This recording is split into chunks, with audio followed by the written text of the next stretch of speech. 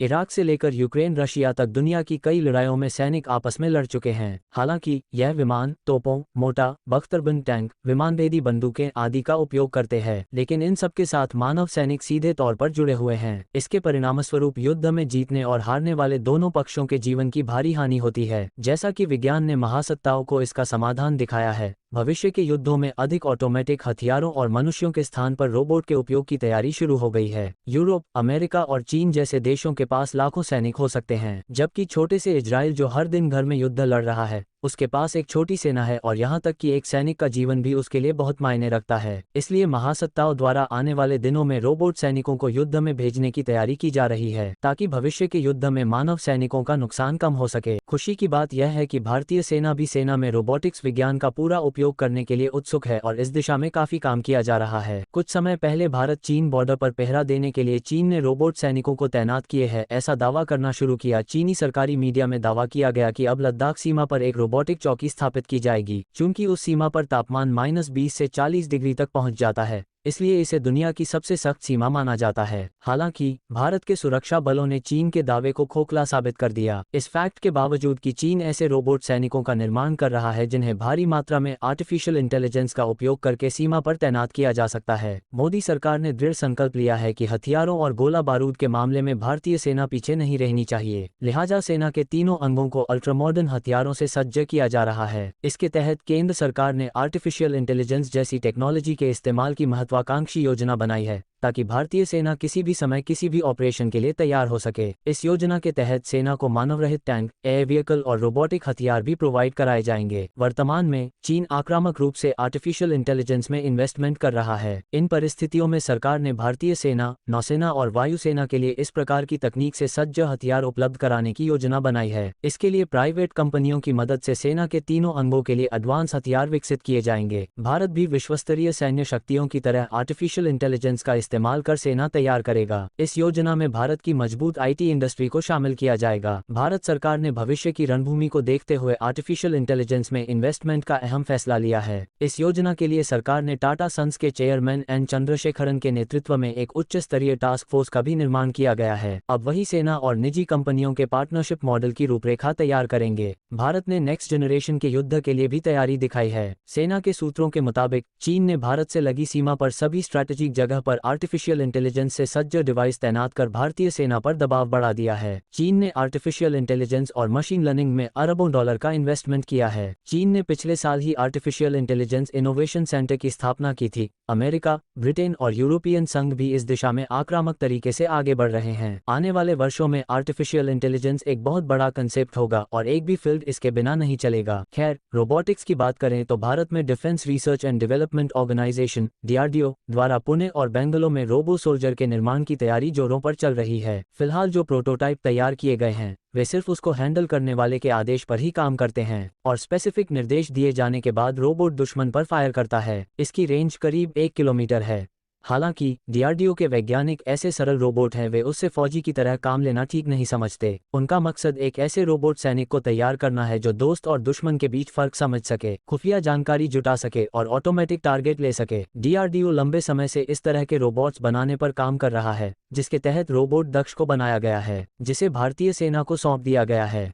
वर्तमान में सेना के पास 5 ऐसे रोबोट हैं। इस रोबोट का इस्तेमाल बम डिटेंशन स्क्वाड की टीम में किया जाएगा। कोई भी जगह पर लगाए गए बमों का पता लगाने और उन्हें डिफ्यूज करने का काम अब ये रोबोट अकेले ही करेंगे। जैसा कि इन रोबोटों को कई प्रकार के प्रोग्राम के साथ बनाया जाएगा, वे किसी भी प्रकार की सिक्योरिटी या पासवर्ड वाले बमों को डिफ्यूज कर पाएंगे। अगर किसी जगह ग्रेनेड या माइंस लगे हैं तो उसका पता लगाने के लिए इन रोबोट्स का इस्तेमाल किया जाएगा। वे एक स्नाइपर की भूमिका भी निभाएंगे, एक निश्चित स्थान पर जाने और किसी भी स्थिति में लक्ष्य पर गोली मारने में सक्षम होंगे। अब इस रोबोट सिपाही का इस्तेमाल लोहे के बैरिकेड्स तोड़ने या हैंड ग्रेनेड फेंकने में किया जाएगा। पूरी निगरानी कंप्यूटराइज्ड होने की वजह से इस रोबोट सैनिक की कमान भारतीय सेना के हाथ में रहेगी। ऐसा रोबोट सैनिक सामान्य मानव से लंबा और बड़ा हो सकता है और पूरी तरह से बुलेट प्रूफ होगा, ताकि वो आगे बढ़ते मानव सैनिकों को गोलियों से भून सके। हालांकि रोबोट के पास इंसान जैसा नॉलेज और परसेप्शन नहीं हो सकती है, इसलिए वो सीधी दिशा में या अलग दिशा में भटक कर हमला कर सकता है। हालांकि ये तय है कि दुश्मन सेना या कोई पब्लिक प्लेस पर ये रोबोट ब्रिगेड हमला करेगी तब भारी तबाही मचेगी। इसी तरह टैंक और बख्तरबंद वाहन सेल्फ ड्राइव या रोबोट द्वारा संचालित होंगे। इस तरह के टैंकों और तोपों को फिर से हासिल करना मुश्किल होगा। ऐसे रोबोटिक तोप और टैंक दुश्मन पर गोले दागने में सक्षम होंगे। यदि कोई सुरंग है तो सूचना मिलने पर सुरंग को भी खत्म कर सकते हैं। हालांकि सुरंगों के लिए विशेष रोबोट्स विकसित किए गए हैं। वे अपनी सेना के हमले से पहले युद्ध के मैदान से सभी बारूदी सुरंगों और विस्फोटकों का पता लगा लेंगे और उन्हें नष्ट कर देंगे। इस तरह तेल और गैस की खोज और उत्पादन में शामिल एक सरकारी company Gujarat state petroleum corporation ने फायर ब्रिगेड के लिए रोबोट बनाने के लिए गुजरात CSR ओयोरवी के साथ पार्टनरशिप्स की है। इस रोबोट की खासियत है कि इसे युद्ध क्षेत्र में भी इस्तेमाल किया जा सकता है। विशेष रूप से उच्च जोखिम वाली स्थितियों में ये रोबोट बहुत मददगार होते हैं। ये रोबोट पहाड़ियों के साथ साथ गंदे पानी में भी आसानी से चल सकते हैं और 100 किलोग्राम का पेलोड ले जा सकते हैं। अब किसी भी मोल्ड शेप में रोबोट बनाया जाता है। इजराइल लगभग रोज ही युद्ध के मोर्चे पर कार्रवाई करता नजर आ रहा है। इजराइल ने हाल ही में एक महत्वपूर्ण सैन्य खोज की है। उन्होंने एक स्नैक रोबोट विकसित किया है। सांप की तरह आसानी से रेंगने के बजाय वो उछलेगा और पहाड़ों, जंगलों और रेगिस्तानों में घुस जाएगा जहां दुश्मन सेना का डेरा है। वहां जाकर वो दुश्मन के मूवमेंट की फोटो खींचेगा और उसे अपने कमांड सेंटर को भेजेगा। ऐसे दुश्मन सेना पर इजराइल आक्रमण करके उनको चौंका देगा। ऐसा स्नैक रोबोट इजराइल की बेन गुरियन यूनिवर्सिटी ने तैयार किया है। अमेरिकी सेना के मार्गदर्शन में मैसाचुसेट्स इंस्टीट्यूट ऑफ टेक्नोलॉजी ने इस तरह के सैनिकों को तैयार करना शुरू कर दिया है। जिस टेक्नोलॉजी से ये सब संभव करने का प्रयास किया जा रहा है उसे नैनो टेक्नोलॉजी कहते हैं और इस उद्देश्य के लिए विशेष रूप से बनाए गए $50 मिलियन